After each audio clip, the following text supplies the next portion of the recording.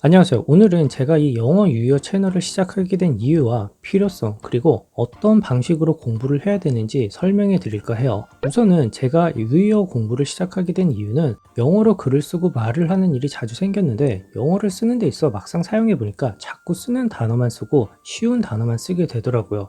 원어민들도 쉬운 단어로 같은 단어를 자주 쓰는데 뭐가 어떻냐라고 생각하시는 분들이 있을 수 있지만 어휘는 그 사람을 보여준 하나의 방법이라고 생각을 해요. 그래서 반은 동의하고 반은 동의하지 않죠. 기본적으로 쉬운 단어로 쓰는 게 맞다고 생각을 하지만 한편으론 그 상황과 정도 그리고 격식에 따라 단어의 선택이 매우 중요하다고 생각을 해요. 자, 상황과 격식은 이해가 되는데 정도는 무슨 말이냐고 궁금해 하시는 분들이 있을 수 있는데 이거는 뒤에서 제가 자세히 설명을 해드릴게요. 그럼 영어 유희어 공부가 왜 필요한지 간단히 우리말로 설명을 해드릴게요. 우리가 흔히 상황에 맞게 그리고 있어 보이게 말을 하려면 어떻게 해야 될까요? 제가 볼 때 가장 간단한 방법은 단어를 바꿔 쓰는 거라고 생각을 해요. 이거는 강원국 교수님의 대통령의 글쓰기라는 책을 읽어보면 이해가 되는데 간단히 예를 들면 대통령이 말했다라는 표현을 설명했다, 강요했다, 언급했다, 일컬었다, 털어놓았다, 진술했다, 대화했다 등등 이 중에 무슨 단어를 쓸지 고민하는 거예요.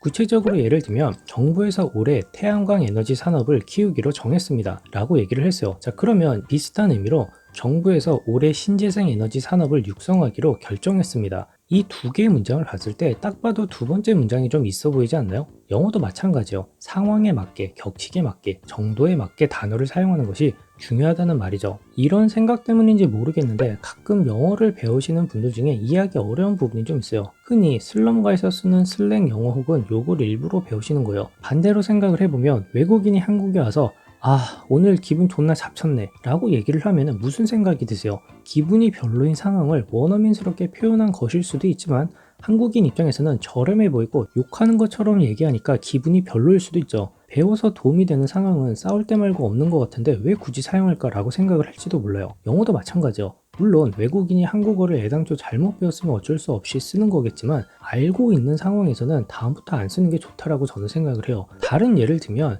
만약에 여러분이 슬랭 영어 표현과 중산층 상위층이 쓰는 영어 표현을 두고 영원히 기억할 수 있는 빨간 약과 파란 약이 있다면 무엇을 선택하시겠어요? 분명히 슬랭 영어 표현을 선택하진 않을 거라고 저는 생각을 해요. 말이 옆으로 새는 것 같아서 여기까지만 할게요. 다시 본론으로 돌아가면 이제 영어 유희어를 공부해야 하는 필요성에 대해서 알게 됐어요. 근데 문제는 현실에서 아주 엉뚱하게 영어 공부를 하고 있다는 거예요. 대부분 단어책들을 보면은 예를 들어 purpose, objective, object, goal, target, aim 이런 모든 단어는 모두 목적이나 목표의 의미를 가지고 있다라고 알려줘요. 그리고 이런 식으로 배우게 되면 이후에 실제로 영어를 쓰거나 말을 할 때 단어가 뒤죽박죽이 돼서 한국말로 예를 들면 대한민국에서 이번 연도에 녹색 산업을 성장시키기로 결단했습니다.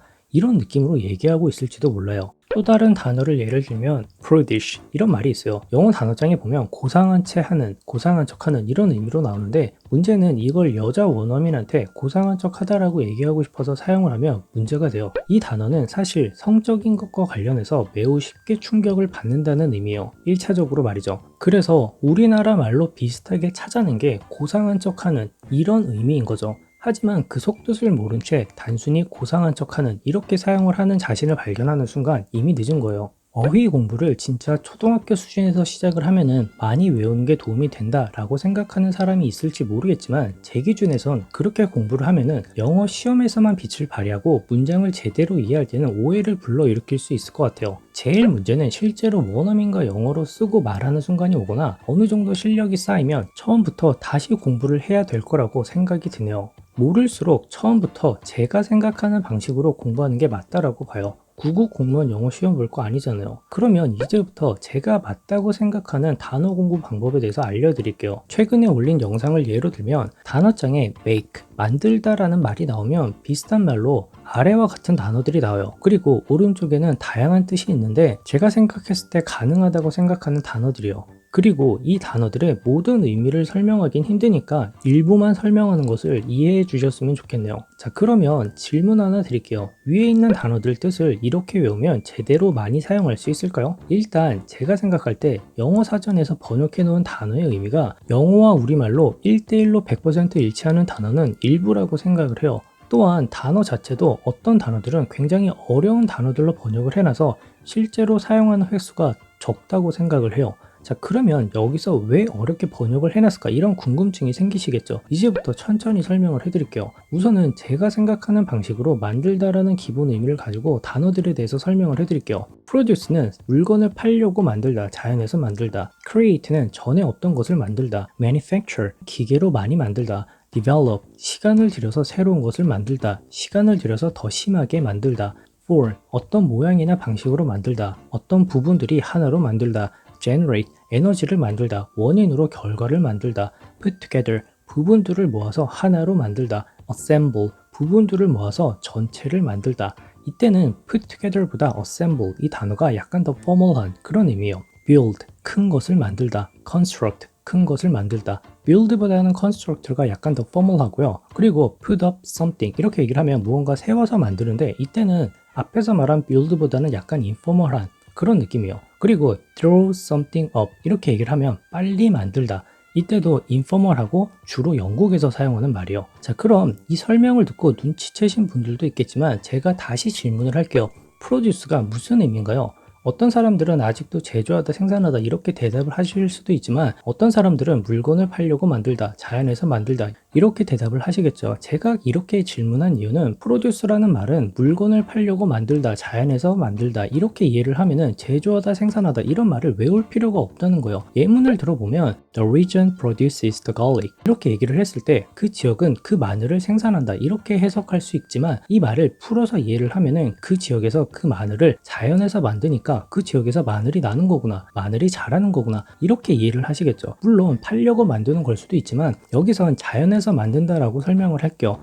그런데 produce가 난다, 자란다 라는 말로 해석이 되네요. 틀렸네요 라고 생각을 하실 수도 있지만 의미가 달라졌네요. 아니요, 달라지지 않았어요. 결국 이러한 현상이 발생하는 이유는 produce라는 말을 상황에 따라, 사람에 따라 해석하는 방법이 다르기 때문인데요. 그래서 produce라는 단어를 제조하다, 생산하다 이렇게 번역한 것은 사전을 만드는 사람들이 produce라는 말을 팔려고 만들다, 자연에서 만들다 이런 의미를 바탕으로 여러 상황에 걸쳐서 좀 짧게, 근사하게 있어 보이는 말로 표현한 게 제조하다, 생산하다가 되는 거예요. 실제로 난다, 자란다 이렇게도 되지만 그분들 기준에서는 제조하다, 생산하다 같이 어려운 말들이 적합하다고 생각하셨던 거예요. 정리하면 팔려고 만들다, 자연에서 만들다 이렇게 일차원적으로 이해를 해야지, 제조하다, 생산하다, 난다 이렇게 2차 가공된 번역 의미로 기억을 해봤자 사람에 따라 달리 해석이 될 수 있기 때문에 큰 의미가 없다는 거예요. 최근에 재밌게 본 유튜브 내용을 다른 예로 소개를 해드릴게요. 제가 생각했던 거랑 굉장히 비슷해서 좀 놀랐는데, 메가스터디의 조정식 쌤이란 분이 있어요. 그분이 이런 얘기를 해요. General Hospital, Cleaning, Anesthesia, Attack, Election,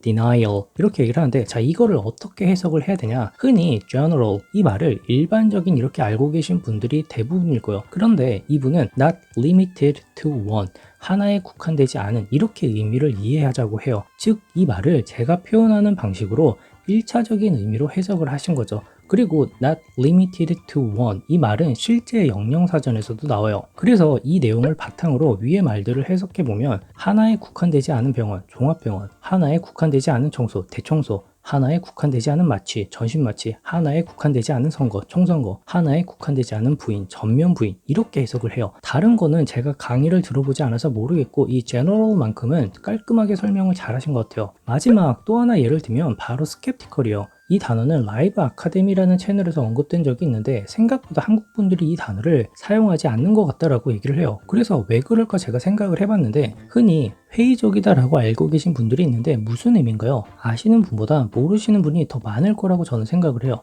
일단 이 단어는 외국인들이 생각보다 자주 써요. 아니 이렇게 어려운 말을 이라고 생각을 할 수도 있지만 그 의미를 알고 보면 이해가 돼요. 이 skeptical이란 말은 누군가 저에게 한 말에 대해 동의하지 않는 식으로 생각을 하는 거예요. 그래서 he is skeptical about something 이렇게 얘기를 하면은 그는 동의하지 않는 식이다 라는 의미로 아주 간단하게 이해를 할 수가 있어요. 도대체 회의적인 이렇게 어려운 말로 번역을 해놨을까 투덜될 수도 있지만 그분들 입장에서는 이 말을 나타낼 수 있는 가장 적절한 표현의 단어가 회의적인이란 단어였고, 다른 쉬운 단어로 표현하자니 설명이 너무 길어지거나 그 의미를 일부만 포함하기 때문에 단어를 이렇게 사용하신 거예요. 찾다 찾다가 어려운 단어인 회의적인 이 단어가 떠오르신 거죠. 자, 그래서 짧게 정리를 하면은 1차적인 의미로 이해를 하자. 이게 첫 번째 방법이요. 자, 그러면 두 번째 방법에 대해서 알려드릴게요. 두 번째는 단어를 최대한 쉬운 수준의 단어로 묶어서 설명을 이해하고 번역하셔야 돼요. 눈치채신 분들이 있을 수 있겠지만 위에서 make, 만들다와 비슷한 의미를 가진 단어들로 제가 설명을 해드렸죠.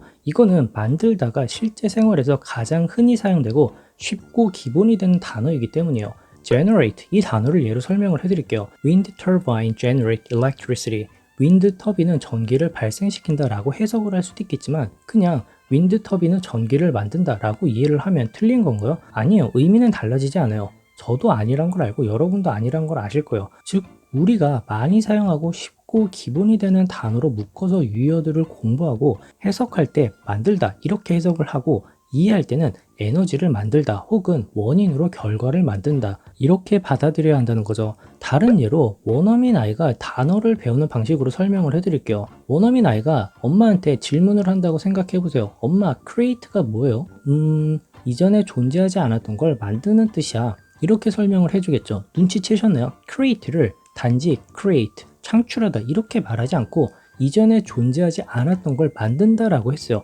1차적인 의미로 존재하지 않았던 걸 만든다라는 의미로 설명을 한 거죠. 근데 우리는 영어를 아이들이 배우는 방식으로 배워야 하는 걸 알고 있으면서도 이런 과정을 생략하고 창조하다 이런 식으로 남이 해석해 놓은 2차적인 의미로만 공부를 하냐는 거예요. 1차적인 의미로 공부를 하고 2차적인 해석은 본인이 알아서 골라서 하는 게 맞지 않을까요? 기본이 되는 만들다라고 해석을 하고 필요에 따라 발생시킨다 이렇게 어려운 말을 쓰라는 거죠. 제가 볼 때 학교에서나 학원 선생님들 중에 이렇게 안 하시는 분이 있다면 일단은 혼자 정리하고 공부하는데 시간이 너무 오래 걸리거나 단어를 설명하는데 시간이 오래 걸리는 거예요. 아직 이렇게 생각을 하지 못하시는 걸 수도 있고요. 그래서 학생들은 영어를 혼자 공부할 수 있는 수준이 되기 전까지 이런 식으로 배우다 보니까 열심히 공부를 했어도 실제 영어를 쓰거나 말할 때 어려움이 생기는 거라고 생각을 해요. 그리고 혼자 공부할 수 있는 수준이 되면은 다시 공부하게 되는 거죠. 좌절감을 느끼면서. 개인적으로 채널을 운영하면서 같이 공부하면 좋은데 사람들이 너무 없어서 좀 아쉽긴 해요. 추가로 위에 설명한 단어들을 사용해서 몇몇 예문들을 보여드릴게요. 어떻게 해석하고 이해하는지 말이죠. 자, 첫 번째, 그의 행동은 많은 문제를 만들 거야 라고 해석을 하고 이해할 때는 없었던 문제가 만들어지겠구나 라고 이해를 하는 거예요. 어떤 사람들은 문제를 야기할 것이다 라고 얘기를 할 수도 있겠죠. 다음 예문에선 새로운 공장은 200개 이상의 새로운 일자리를 만들 것으로 예상된다 라고 얘기를 해요. 자, 이때는 기존에 없던 일자리가 만들어지는구나 라고 이해를 하는 거예요. 또 어떤 사람은 일자리를 창출할 것이다 라고 얘기를 할 수도 있겠죠. 다음 예문에선 스티브 잡스는 아이폰을 만들었다라고 해석을 하고 이해할 땐 없던 아이폰을 새로 만들었구나 라고 얘기를 하는 거죠. 어떤 사람은 아이폰을 탄생시켰다라고 해석을 할 수도 있겠죠. 추가적으로 단순히 스티브 잡스 made the iPhone 이렇게 얘기를 하면은 단순히 made라고 얘기하는 것보다 created 라고 얘기하는 게 훨씬 맛깔나게 표현하는 것 같지 않나요? 그리고 create 이 말을 2차적으로 뭐라고 해석을 하든지 간에 1차적인 의미로 이전에 없던 것을 만들다라는 의미는 변하지 않아요. 자, 다음 예문에서 시간을 들여서 새로운 약을 만들고 있는 중이구나 이렇게 이해를 하고 어떤 분들은 새로운 약을 개발 중이구나 라고 해석을 하실 거예요. 자, 다음 예문에선 개발자들이 새 집을 빨리 만들었다 라고 이해를 하시고요. 어떤 분들은 누군가가 빨리 건설했구나 라고 해석을 하겠죠. 이해가 되시나요? 자, 그러면 이제까지는 상황과 격식에 맞는 유의어들을 대상으로 설명을 해드렸는데 자, 이제는 정도에 대해서 설명을 해드릴게요. 이 정도라는 게 뭐냐? 한국말로 설명을 해드리면 흔히 우리가 사용하는 논란이란 형용사가 있다라고 생각을 해보세요. 그럼 이 논란이란 유의어로는 당황하다, 경탄하다, 기절초풍하다, 경악하다, 혼비백산하다, 아연실색하다, 자지러지다, 질겁하다 등등 이런 말들이 있을 수 있어요. 자, 그러면 매우 놀란 상황은 어떻게 표현하시겠어요? 이때는 very shocked, very surprised 이렇게 표현도 가능하겠지만 다른 단어로는 astonished 이렇게 표현이 가능해요. 즉 논란이라는 의미를 가진 단어들이 있다면 논란 정도가 비슷할 수도 있고 다를 수도 있다는 거죠. 하지만 이것도 단어들마다 그걸 사용하는 사람에 따라서 달라질 수 있기 때문에 절대적인 건 아니에요. 무슨 말이냐? 우리나라에서 산낙지를 먹는 건 놀랄 일이 될 수도 있지만 그렇게 놀랄 일은 아니죠. 반면에 외국인 입장에서 보면은 굉장히 놀랄 일일 수도 있어요. 그쵸? 이때는 똑같이 놀랐다라는 의미인데 그 정도가 다른 거예요. 그래서 영어에서는 이 논란이라는 의미를 가지고 surprise 이 단어 말고 amazed, astonished, astounded 이렇게 구분해서 사용을 해야 된다는 거죠. 그 강도가 더 심할 때는 놀란 정도가 아주 놀란 그런 의미로 말이죠. 한 단계 더 나아가서 아주 많이 놀란 경우에는 staggered 이런 단어를 쓰일 수도 있죠. 그래서 특히 형용사와 관해서는 같은 의미로 상황에 따라 구분이 될 수 있지만 때론 그 정도나 강도로 구분이 될 수 있다는 걸 기억을 하셔야 되고요. 아주 많이 놀란 의미의 영어 단어를 한국말로 해석할 때 기절초풍하다, 경악하다, 혼비백산하다 등 이런 식으로 해석하는 건 개인차가 생긴다는 거예요. 물론 더 좋은 표현이 있다면 그걸 사용하면 돼요. 영어든 한국어든. 하지만 단순히 staggered 이런 단어가 나오면 그냥 아주 많이 놀랐구나 라고 이해를 하고 해석은 놀랐다 이렇게 간단히 하시면 된다는 거예요. 경우에 따라서 기절초풍하다, 경악하다, 혼비백산하다, 까무러치다 등 원하는 표현을 골라 쓰시면 돼요. 그 상황과 격식에 맞춰서 말이죠. 자, 여기까지가 제가 영어 유효를 공부하게 된 이유와 필요성, 그리고 어떻게 공부해야 되는지 그 방식에 대해 설명을 해드렸어요. 그리고 채널에 대해서 잠시 언급을 하자면 영어 유효를 공부하는 제 채널은 호불호가 갈리는 것 같아요. 좋아하시는 분들은 처음부터 끝까지 다 보시고요. 한두 편 보시는 분들은 중요하다고 생각하는 관점이 저랑 아직 좀 다르신 것 같아요. 그리고 나이대가 생각보다 40대 초반 분들이 많아요. 제가 볼 땐 학원 선생님들이 좀 보시는 것 같은데 혹시나 도움이 되셨다면 제 채널도 홍보를 좀 부탁드릴게요. 출처도 밝혀주시면 좋고요. 개인적인 목표는 내년에 좀 더 열심히 해서 책을 내는 거고요. 현재 구독자 수나 조회수를 고려해 볼 때 그렇게 장밋빛으로 보이진 않아요. 그리고 영어 유효 공부를 하려면 미드나 디즈니 애니메이션을 보면서 공부하면 되지 않냐라고 얘기를 할 수도 있지만 제 개인적으로는 어느 정도 수준이 돼야 제대로 공부를 할 수 있게 되는 것 같아요. 설명해주는 사람 없이 그냥 공부를 하면은 그 상황에 맞게 단어를 사용한다는 게 도대체 어떤 상황인지 감을 못 잡는 경우가 반드시 생기기 때문이에요. create 같이 기존에 없던 것을 만든다라고 이해를 하면은 다른 상황에 대한 이해가 필요할까요? 제가 생각하기엔 미드나 애니메이션은 듣기 공부와 영어에 익숙해지는 것, 그리고 알고 있는 것을 확인할 때 더 도움이 많이 될 것 같아요. 저도 쉐도잉이나 이런 영상 매체를 통해서 공부하는 걸 굉장히 긍정적으로 보지만 제가 생각하는 방향과는 조금 다른 것 같아요. 일단은 이 영상을 보시고 도움이 많이 되셨길 바래요. 그리고 위에서 설명해드린 내용 중에 만들다라고 간단히 해석하기에 어려운 상황이 있을 수 있어요. 그러면 그냥 적당한 말로 해석을 하시고 이해는 1차적인 의미로 하시면 돼요. 그리고 간혹 의미가 중복돼서 둘 다 사용이 되지 않냐라고 생각이 되시면 둘 다 쓰시면 돼요. 제대로 이해를 했다면 말이죠. 상황상 바꿔서 사용이 가능한 경우도 있고 아니면 평소에 쓰는 말이나 보고서 같은 데 쓰는 수준의 말이냐 이런 차이일 수도 있으니까요. 그리고 produce 이 단어는 TV 프로그램을 제작한다라는 말로도 쓰이는데 이 경우에는 팔려고 만드는 의미로 봐야 하냐 라는 식으로 생각하실 수도 있어요. 자, 그러면 저는 여러 의미들 중에 핵심이 되는 1차적인 의미를 먼저 이해하고 그 밖에 사용 빈도가 낮은 의미들이 필요하면 공부하고 최대한 핵심이 되는 1차적인 의미랑 연결해서 생각하라고 말하겠어요. 예를 들면 프로그램을 제작하는 건 시청자들에게 팔려고 만드는 거랑 관련지어 생각할 수 있겠네요.